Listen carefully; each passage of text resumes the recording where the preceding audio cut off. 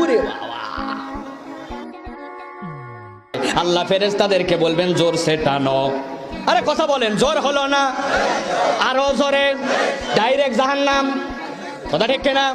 এইবার হাজী সাহেব ধরো। ওরে বাবা, হাজী সাহেব অবাক হয়ে গেছে, আমার তো ধরার কথা না।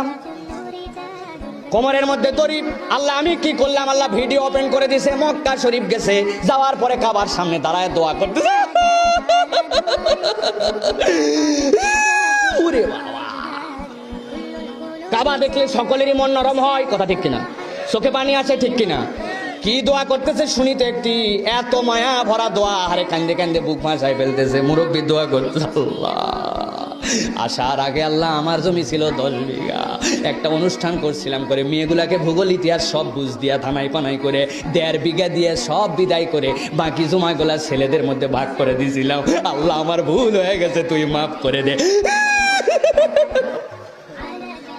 আল্লাহ রাব্বুল আমিন যদি নতুন করে ফেরেশতা নামানোর সুযোগ থাকতো, আল্লাহ হাজী সাহেবের প্রতি ওহী নামাতেন। ও আমার টাউট হাজী, কিয়ামত পর্যন্ত যদি তুই কাবার চত্বরে দোয়া করিস আর কানতে কানতে চোখের পানি দিয়ে কাবার চত্বর যদি বন্যা এনে ফেলিস, আমি আল্লাহ বান্দার হক নষ্ট করে যদি আসিস, হাজী সাহেব তোমার গুনাহ আমি আল্লাহ কোনোদিন মাফ করব না। জোর সে টানো। জোর হলো না? হাজী সাহেব জাহান্নামের মধ্যে চলে যাবে। যদি ঘুমানোর আগে বলেন আল্লাহুম্মা বিইসমিকা আমুতু ওয়া আহইয়া, ডান কাতে ঘুমান।